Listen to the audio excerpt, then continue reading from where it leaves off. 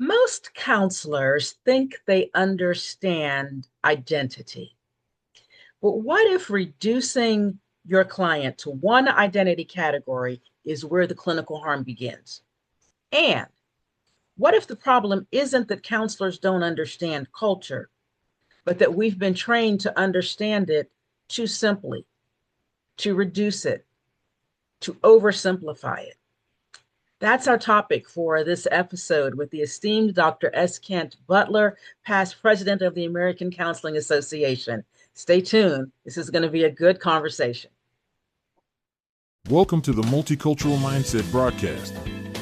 Your host is Dr. Laverne Haynes Collins, a licensed professional counselor, award-winning trainer, and keynote speaker.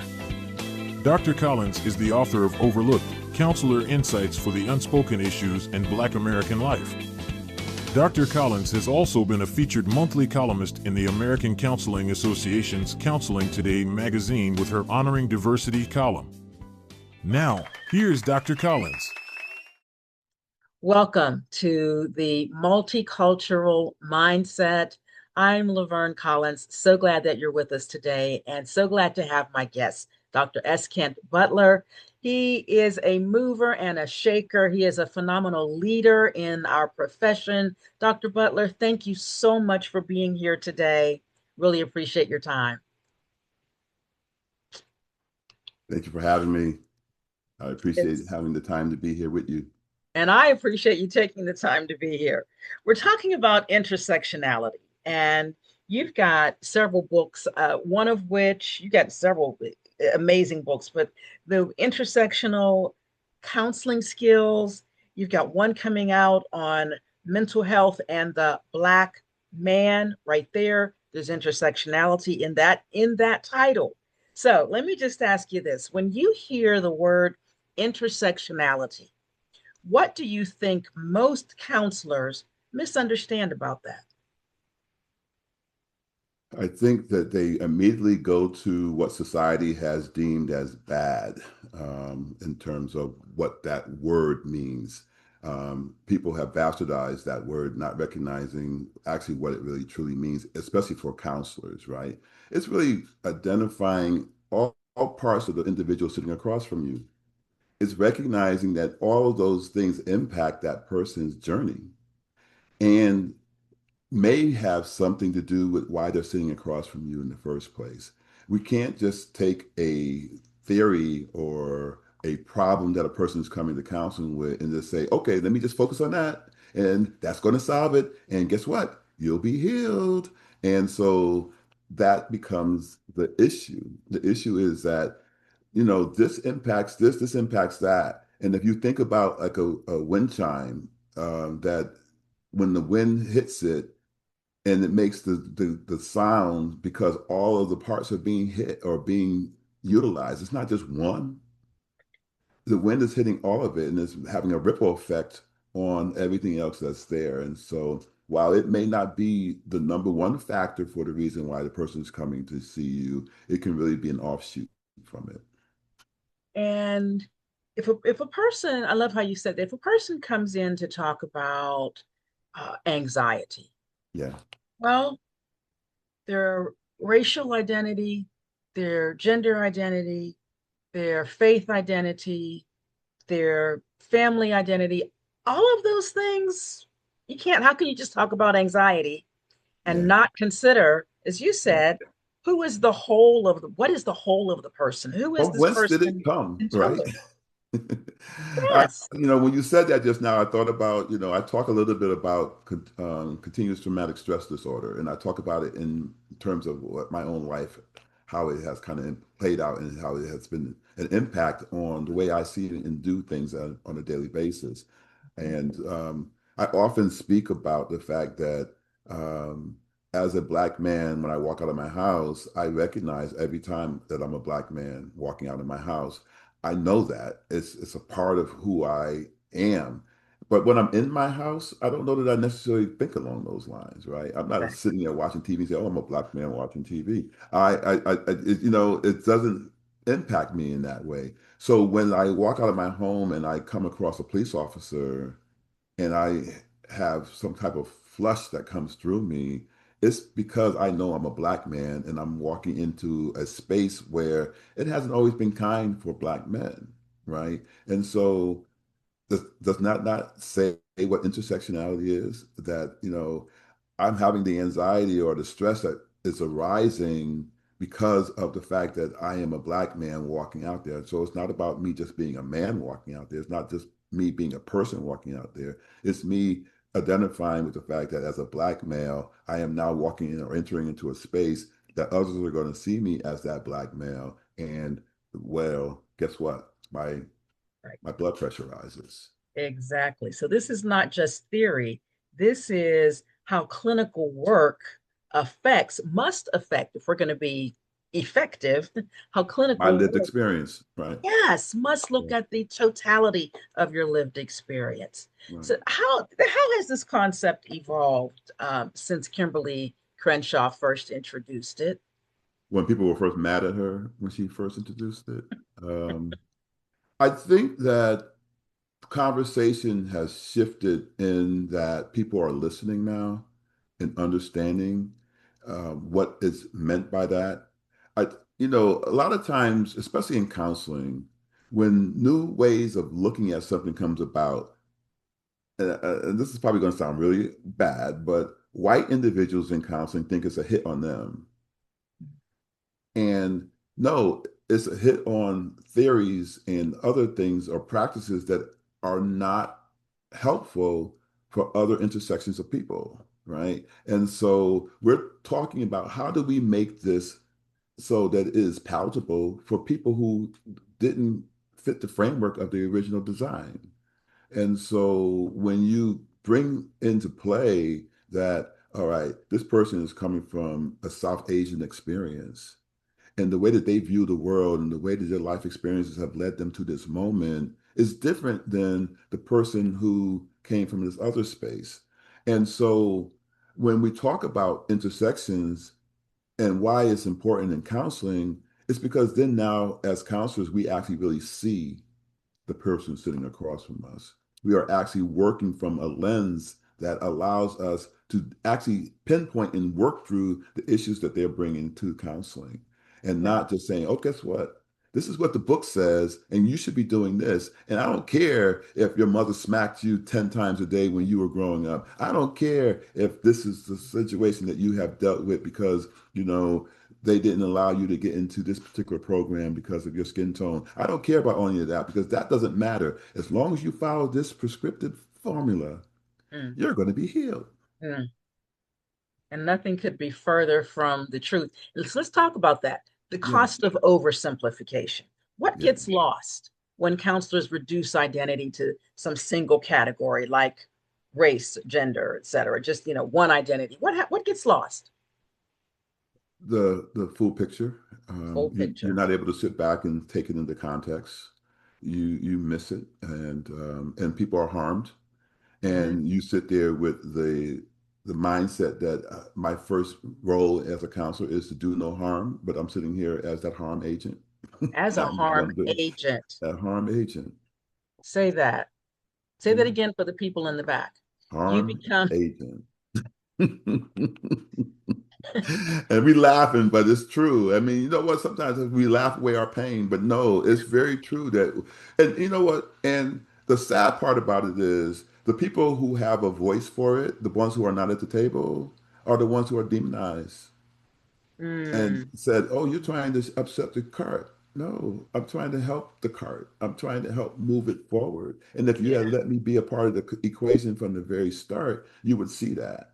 This yeah, is not about you. I mean, another thing is, I think a lot of people who especially believe that they have the right way are thinking that you're sitting there trying to make them be different. No, I'm trying to open your eyes and let you allow yourself to be different. I can't change you. I'm not yeah. even trying to change you, but I'm trying to give you a perspective of how it would be better served that you see your client, that you just don't drive in from the suburbs into the inner city and think that you're going to automatically be able to heal the world. They don't see you and you don't see them because apparently you just want to do the drive-by. You know, I, I often use myself as an example. Okay. of intersecting identities and how intersecting identities um, influence how we manage problems, how we perceive problems, our perception of self. So, Okay. you know me, I am obviously a Black African American woman. Yeah. I am a mental health professional. Hmm. I am a Christian. I am a mom. I'm a minister of the gospel. And that's just a few things. That's just a few things. Yeah. I could say I'm the daughter of steel mill workers, multi-generation steel mill workers. Um, I can say that I am a first generation business owner. I mean, there's lots of things I could say, but I'm going to And you stick. know, it's funny too, and just those few things that you shared, Uh-huh. there are intersections off of each of those too. Exactly. Yeah. Now add to that because Add to that. I am also a survivor of first degree suicide loss.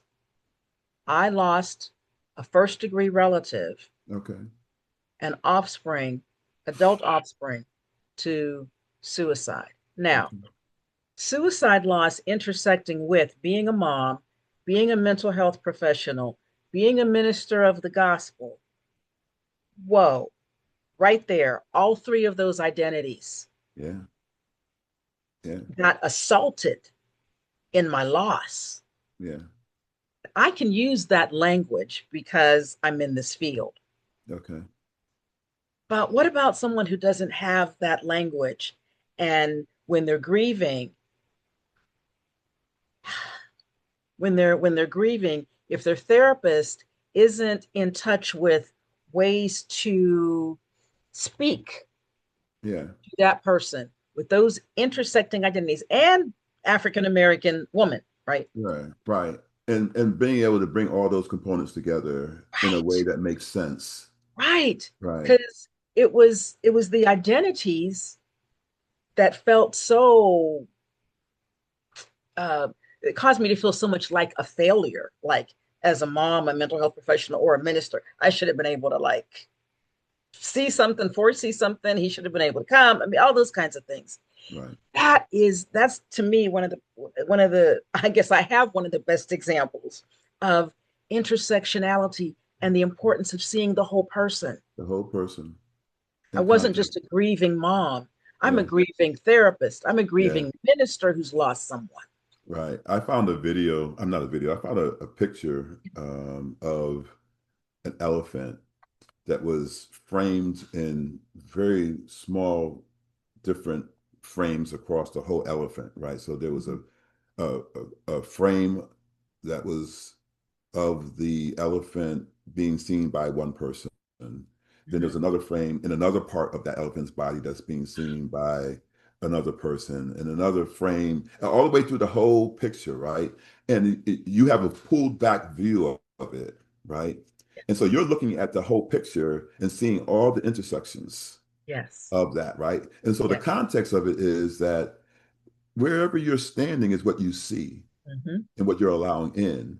But if you pull back, just pull back, baby, just pull back and look at the full picture, you'll get to see the elephant in its entirety. And that's Yeah. kind of what you're talking about, right? You said Yes. all these things that are part of who I am, you're focusing in on this one thing. You're narrowing in on this one thing, thinking that that's going to help make me better, help me find my healing. And the truth of the matter is, all these other things have also impacted it, but you Yep. didn't touch it. Exactly. Exactly. I've seen the same image. The person who only sees the trunk or feels the trunk thinks it's a snake or something, right? Right, right, And exactly, yeah, exactly. Yeah, yeah, yeah. yeah, You don't serve the person well when you don't serve the whole person. right. And I think as a person of color who has come into the counseling field, that is what my narrative has been, right? So people say, "Oh, you want to come in here and upset the cart? You want us to be like you?" No, I want you to understand that what I'm looking for is us to see each other in the light of whom we all are, right? Mhm. And so I don't have to take this Eurocentric narrative of what counseling is and own that as the only way to help somebody find their healing. that's not really what it is. And so I'm trying to bring into your view the fact that maybe community is important. Maybe seeing other aspects of who that person is important. Maybe that small act of violence that happened to that person when they were 6 years old is a part of this as well. And that I'm not just looking at it from a lens of Adlerian therapy. I'm looking at it from a lens of the fact that life has come in and really thrown a curveball at this person, and nobody let them talk about those things that made that be the way that they perform the rest of their life experiences because of Mm, maybe one little incident, and you don't want to go there because it makes you feel bad that they had to experience that as a person of color. mm, you know yeah, they have to be able to mm. work through that, and you as a person who doesn't identify as a person of color also need to recognize those things that happen in your life, right? Exactly. If somebody was an alcoholic in your family, if somebody was all that, all those things have an impact on how you view yourself and how you Hmm. have come to be in this world. Hmm. Hmm. Doing clinical supervision, I would have associates come and they'd go over a case and they'd start with, well, I've got a 39-year-old woman and then they want to begin with, what her chief complaints are. And I Yeah, will always stop them and say, I need you to tell me more. yeah, I need to know more about her. So for next time you come in, anytime we start with a case, I want to know his or her ethnicity. I want to know all as many of their identities as you can learn about mhm, right. from their intake, from what they Hmm. put on paper or your experience with them. With them, Tell me with the about the folks. whole person, because you say 39-year-old woman. I That doesn't tell me enough to really understand if this is even You mean if anxiety. they throw cis in there, don't help? So let me ask you this. What does it take to train clinicians to tolerate that kind of complexity rather than lean into the easy way out of just to simplify it? We've got to train people. And you do lots of education, training, teaching, and so do I. What's it take? It takes helping them first learn how to get out of their own way. There you go. Yeah. To unlearn some of the things that have put them in that situation in the first place, to not be Yeah. able to learn, to not be able to Out see of, the full picture. out of their own way. Yeah. Know your own stuff, Yeah. right? Yeah. Yeah. Yeah. Yeah. Yeah, yeah. And know that And it if may hurt a little, it might not. I mean, Mhm. but if you can't see who you are, how are you going to see who others are? Because you don't even Mm, recognize, I don't have any identities. I don't have any of this. I'm just this. And I'm like, oh, okay, that's who you are. That's it. That's yeah, the sole sum of yeah. everything that you are. Okay. Mm. I had a student one time say, well, there really isn't a white culture. I see that, hear that all the Fortunately, time. Yeah. fortunately, their classmates chimed in and corrected them. With a quickness, probably too, right? Why is there a Black History Month? There's no White History Month. And I was like, no, Yeah, but no. seeing who you are, and that was, I hope for that student, I hope that was the beginning of a transformative self-awareness. I hope that experience dropped them right smack in the center of what you're describing. And made it so that that continuous motivation is to learn and be in Yeah. spaces where, it's okay. And it's Yeah. okay to be uncomfortable. It's okay to be uncomfortable with complexity. Hmm. We don't need to run from it. We No, need and to it actually it probably sit. brings more rapport to the space, right? By doing that, right? If How I about can show that? my vulnerability and not being comfortable in this, then I normalize it for people who are uncomfortable mostly all the time in spaces. Exactly. And that goes into uh, what my current thoughts on ethics, because I'm talking about getting ready to do some trainings on decolonizing ethics and examining where our expectations of professionalism as an Okay. ethical value can actually hinder and disauthenticate the moment Okay. between a counselor and the individuals in their practice community whom they are serving. So what Okay. you're describing is actually an invitation for greater counselor authenticity rather than to brush it off. I don't know how to handle this. This is not an identity that or an intersectionality combination that I'm familiar with. So we're Right. not going to deal with it, or I'm going to put on my mask and my whatever, however we do it, right? And So do what you're the book talking has about shared. ethics here. The most counseling books have shared that you walk in and try to be a blank slate. Yeah. Okay. Yeah. Guess what? Yeah, yeah, that those traditional ethics frameworks fall short when it Yeah. comes to those to our complex identities because Yeah. it doesn't really they don't really invite you to explore your own complex identities, let alone Right. someone else's.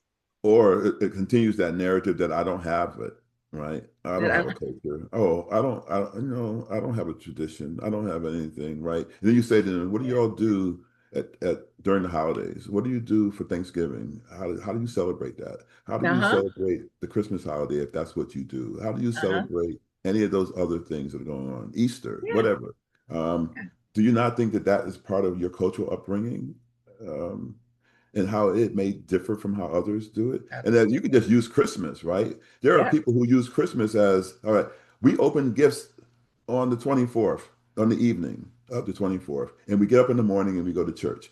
Oh, no, we sleep in and we have dinner and then we open gifts after we have dinner. Oh, no, kids just wake up early in the morning. They just go running in there, and we come out with our cameras and we just enjoy them enjoying Christmas in the morning. So that's three different ways I just shared that people do Christmas, and then they say I don't have a culture, Exactly. right? Exactly. Guess Exactly. what? It came from somewhere. Yeah. Maybe it's got some links to people that you know from Ireland. Yeah. Maybe it Yeah. has links to people that you knew from Germany. Yeah. And maybe it has links, and that's why you do what you do. Well, That's that's right. what we're telling you is happening when they tell you that Black people enjoy their culture and understand from whence they've come, right? And Yes. embrace those things and recognize that those are the traditions that we are passing down from generation to generation. What we want to get rid of from passing around from generation to generation is the generational trauma that you have Right. inflicted on our lives. Right. Right. Right. So let Right? me ask you this final question before well, my next to the last question, Okay. because I think it's important to have a takeaway, offer our listeners, our viewers, a takeaway that would represent a practice shift. So, Okay. what's one question that counselors could start asking members in their practice community, especially those that come into their community for the first time? One question they could ask that reflects an intersectional lens that opens the door for intersectionality and intersectionality discussions. How do we invite a person to share all of themselves? Any any suggested questions? Wow. That's deep. I'll tell I, you what I, I ask, and then you tell me if this that's an offshoot. there's something for you. Yeah, Okay. I will ask a person, and right now I'm asking people, how are you as perhaps a young Black male Mhm. doing in light of everything going on in society right now? So I've addressed age, race, and their gender identity, young Black man. Yeah. Or how are you as a longtime member of your community Okay. in Black America, Okay. woman who's seen a lot, been through a lot, a woman who's lived through the civil rights movement? How are you managing? How are you coping? Yeah. How the heck are you Yeah. in light of everything? Yeah. Something like that. I think those are perfect ways to kind of start the conversation for sure. I think when you were saying that, what came up for me was, tell me about your journey and what led you into this space today. All the Mm, things that made you come into this room. How were you impacted by the world? And what's showing up for me right here today, right? And then maybe asking some other questions that kind of help to kind of narrow in on some other things. But I think I would be curious as to what do you see as who you are to be walking in this space, and Mm.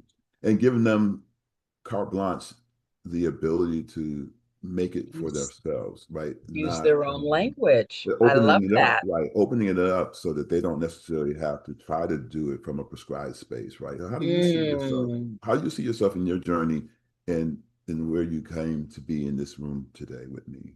Yeah, I like that. I like what you're saying. They choose the words. They get to choose the words, but I let them also. I also find out how they kind of their worldview from that, right? Mm. Do they even talk about intersections? Do they Mm. even provide those types of things? And if they do, I can point it out. Okay. Then I can point it out. And so when they say those things, or I said, so, and they, if they were to respond and say, you know what, say they responded like I said before, when I said, every day I walk out of my home, I know I'm a black man walking out. And when I walk into these different spaces, I know that I'm being viewed in this light, right? If they Mm. were to say something along those lines, and they didn't say that, and I didn't give them as of a prompt to say that, then I Mm. can point those things out. So I can then say, so there's been some hardships for you coming into this space as a black male. Mm-hmm. And Mm-hmm. so when you and so that's connected to how you feel. That's connected to the anxiety that you feel when you come across a police officer. That's connected to how you feel when you walk into into this particular business, and you Yeah. know that all eyes are on you. If you have given me any indication that when you sit down in a restaurant or any space that you always have your face towards the door, those types of things can help me understand who and how you see yourself to be. Why has that become a part of your nature to do those things? And I can then talk about protection. I can also talk about you being aware of your surroundings. I can also talk about what it felt like as a black man, where I can connect with you now because I can say, you know what, those are some of the same things that I'm going through. I won't make this about me, of course, but um, there is some universality in this.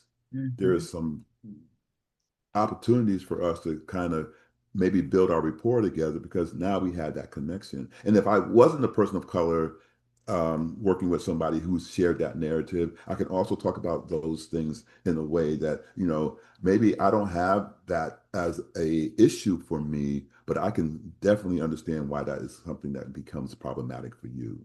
Yeah. You're uncovering blind spots. You're helping Yeah. people find blind spots and make connections between uh, their history and their present, Yeah. looking at every aspect of them. You always have a lot of good things going on. And before we close out today, I have to ask you to tell our audience some of the things that you're working on. I know you have a new book coming out, you've got some new projects. Please tell us what we can look forward to. And Yeah. I can't help but encourage people to, if you do not have intersectional counseling skills, the book edited by Butler and Anne Schillingford. Shillings. And What? Schillingford. Yes, please get that. But then, what else you got going on? Well, the very first thing I would probably talk about that I have going on is I am going to be doing let me hold on. If you will hold on one second, Okay. I am actually trying to pull up so that I tell you exactly what it is. So the title of it is Counseling Black Men and Boys with Excellence. It is a chapter that I am in with a book that's coming out by Eric Hines and some others that he is working with. It's a beautiful book. It's Excellent. Sam Steen and James Moore. They pull people together and they're telling us how to work with Black men, right? The other thing that I have going on is I am doing a workshop with the great Dr. Cortland Lee. Yes. It's entitled For Black Men in Mid, well, it's not entitled that. It's entitled The Power of Presence. Mm. Black men rising in organizational leadership. And so what we're going to be doing is doing a 6-week series with Black men, helping them position themselves to be in leadership. And so we're Oh, I love excited about that. That's coming down the pipe. I have a new book that's coming out, co-edited with Michael Jones, and it's entitled Mental Health and the Black Man. It's a mixtape experience of hardships and harmony. And so we have a collection of people talking about what it takes to really sit down and work with Black men in terms of helping them find their wellness. I That love in that. addition to the intersectional Because counseling, which you talked about in my first book, 21st Century Counseling, that is used in counseling programs as intro course or for a multicultural course. So, and again, it all comes from a lens of intersectionality, right? In yes, which you are learning about these people in all of their being and not just trying to hang in with the one thing. Oh, you came here because you got a traffic ticket. Okay, what led into all that? right. Right. Exactly, What exactly. led into And all because I know Mike Jones, Dr. Michael Jones, I know you. I know that when you two put your gifts and skills and insights together, this book is going, I know it's going to be phenomenal. So Well, I it's going I to be haven't. it's on the market soon. It's in actual publication mode right now. I guess it's being produced right now. So Awesome, wonderful. I can't wait. I'm going to get my copy, try to get my copy as soon as I hear that it is off the presses. it's dropped hot off the presses. It's dropped and hot off the presses. Dr. Butler, thank you. Well, thank you. Not just for today, but thank you for what you do to improve life for humanity from a counseling perspective. You have been a long term contributor to breaking down traditional barriers and impediments and marginalizations and philosophies and theories. You have been on the front edge of challenging our profession for a long time. I honor you as a past president of the American Counseling Association, only the second, if I'm not mistaken, only the second African American male. African American male to Male. hold Yeah. that position. Um, I thank you on behalf of our profession and everyone who works in the behavioral health field, the Mhm. counseling psychology field, and on behalf of those who don't even know because they sit in our practice communities, they don't know how your impact has made a difference in the session that they sit in Oh on a wow. given day. They don't know. They don't know, but because you've been on the battlefield, you've been fighting. Oh the Lord. And Yes. you've been fighting battles that even many professionals don't know. And I just want to say from the bottom of my heart and on behalf of everyone who has benefited directly or indirectly from Thank your you. work and your labor, your teaching. Well, I Thank you, sir. appreciate that. I mean, Thank I truly appreciate that. It's not very often that it's humbling, right? And it's not very often that you hear people throw those things at you. I'm just doing the work. I'm just out here trying to do the work, as I know you are, and the things that you're doing. And you have been doing phenomenal work on your own right. And so just person persevering, overcoming, right?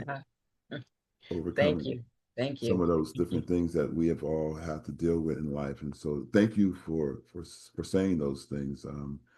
But I had an opportunity when I was doing the podcast that I was doing, the Voice of Counseling, to sit with Dr. Thelma Daly, who was the first African American woman to be the president of ACA. Mhm. And she used just say very nonchalantly, I'm just Thelma. Mm. And in very many ways, I feel that same way. I'm just Kent. Um, Wow. I've Wow. just been in positions to be able to have a platform, but we all have an ability to have a platform, We and do. especially if we're looking out for all mankind, womankind, if we're Yeah. doing it in a way that everybody shines.